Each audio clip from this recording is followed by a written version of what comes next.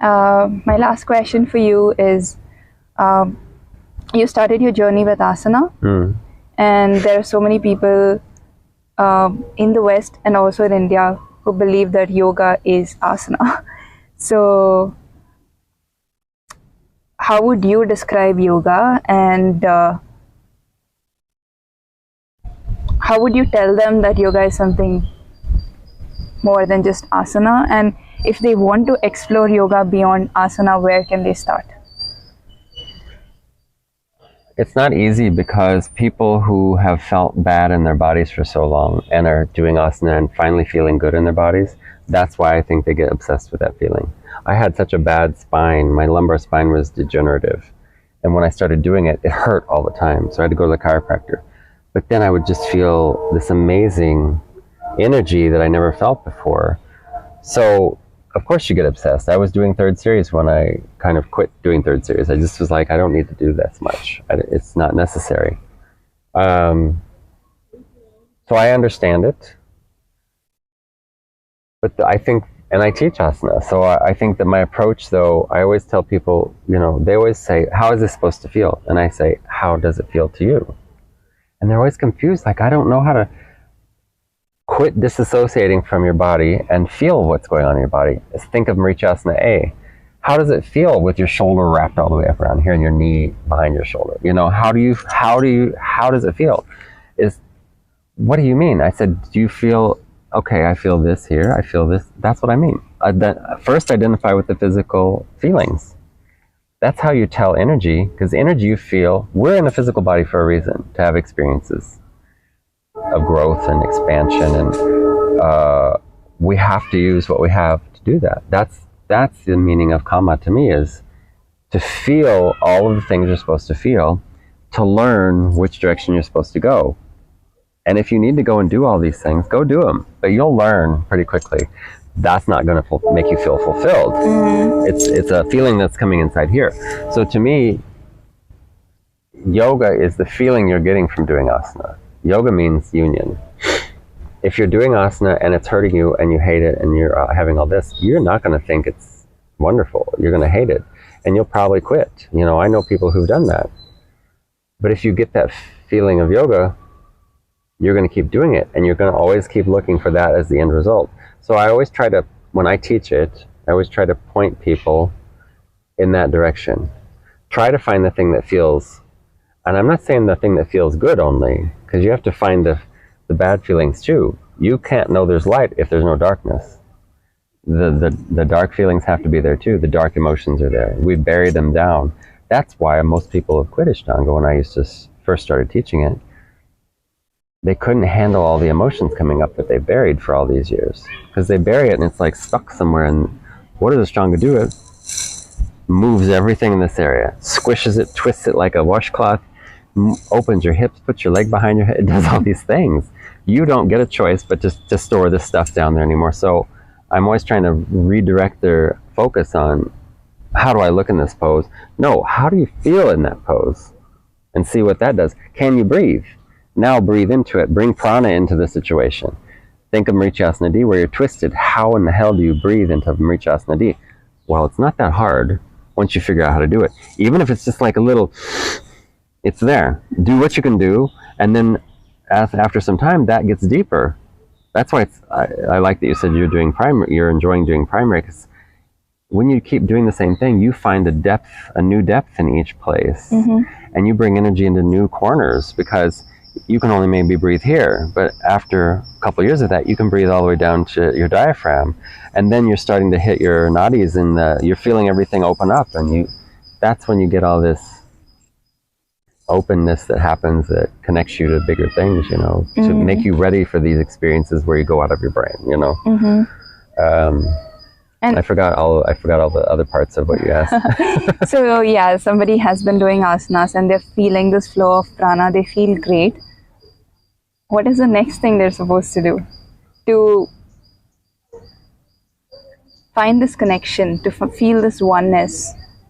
Well, this is where I think for me the temples came in, because when I started coming here and going to temples and the priests started explaining what to do with the techniques are there, even in the temples. And those techniques come from the tantras. You know, the building of a temple comes from the tantras. That's all about how to get energy in that room. And when someone comes in, what do people do after they do the arati and they take a parikrama? They sit down. Yes. And they absorb that energy, and then they take it home. And I remember the Ganesh temple that's here in Gokulam, and I went in there, and it's used, it's open, so you'd think it should be flowing out. But a lot of people go there daily, and if that many people are going there with that intention, that's bringing that energy to that space. And I thought, what is this feeling? So to me, it helped. I take people to temples, and I tell them, because a lot of people are skeptical, but they're curious in the culture because they're new here. Even the people who aren't new here but never explored that come on my tours. I say, don't go in there with your jaded mindset about your Abrahamic upbringing or whatever upbringing you've had. Go in there and try to relax and open up and feel the feeling in there. And see where you feel it in your body and what it means to you. And very often, a lot of times women more than men, because maybe men are more closed off from their emotions, but also men have it, especially if they're doing yoga, asana.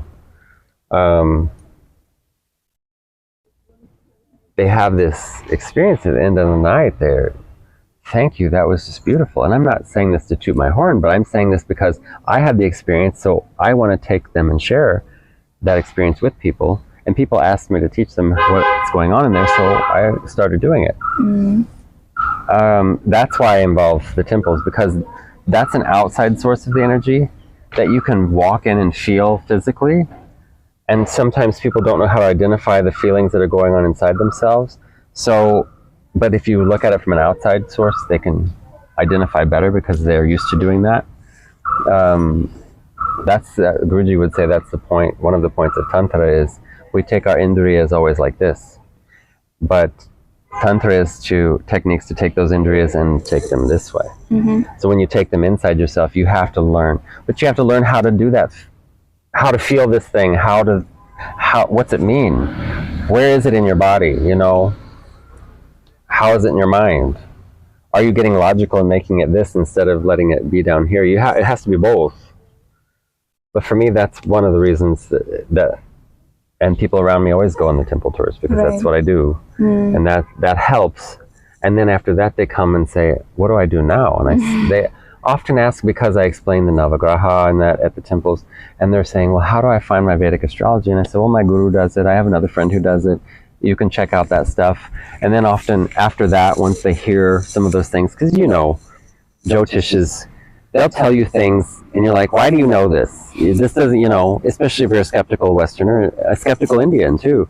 Why should you know that happened? I mean, this is what the planets tell. It's just the science. Then the next stage seems to be mantra, and when they figure out mantra has some energy to it, especially when in Tantra we use a lot of bija mantras. And Guruji says, a bija mantra is like taking a capsule. So you take a capsule that's a time release thing that is going to your stomach, it's going to melt away that layer, and then slowly what the purpose of that pill is going to go, okay, it's to make your blood flow here and here and here, and you'll feel that. You feel better, you feel relaxed because your headache's gone, right? So when you're doing a certain mantra that is for this deity, whatever that mantra's purpose is going to go in, take its time, and you do it daily.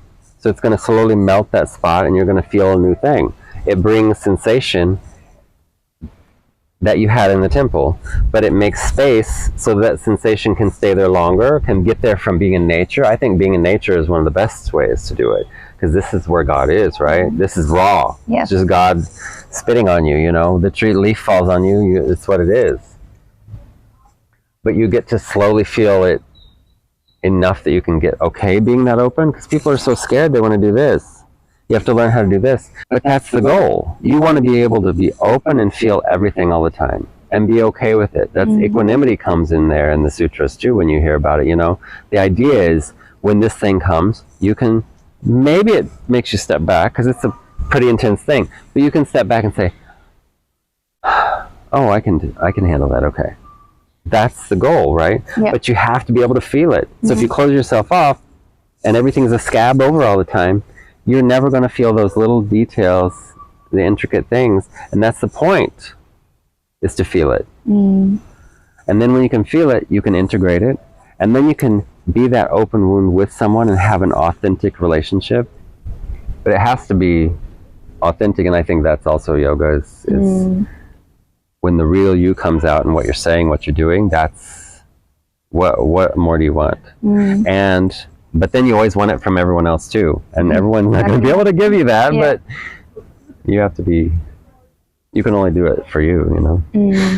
And then let them be who they are. Right. And if they're not ready for that level, you have to also be okay with that. Yeah. Everybody's path is so unique and so different. And that's the thing is everyone, you know, I come from a Christian faith that's very, I never was baptized, but I was raised in it. It's very judgmental about believing differently. But the idea is, I can believe this way. That's one thing about Hinduism, Sanatan, Dharma, whatever you want to call it. There are many gods, but they're really all a different name for the same God, a different aspect of the same energy that is God. And you can believe how you want about it. No one lectures you and say you have to only believe this way. There's space for everyone to have their own feelings, their own belief system around the different things. There's space for atheism. You can do, a priest in St. Louis, Missouri, when I was living there, the Hindu temple I would go to a couple times a week, he said, you don't have to believe in God to be a Hindu. He said, if you're worshiping as a Hindu, you call yourself as a Hindu. And that's what he said. And I said, okay, so I'm a Hindu. And I said, okay. And it's fine. But he said, because I had asked him, is there any conversion? Do you go through a thing? And he said, no. That we don't do that. And I was kind of disappointed because I wanted some big ceremony, but I thought, no, it's okay. But it was really, if you just believe you're one, you're one. And well, if you are doing, you know, that's it. If you believe it, you are that. Yeah.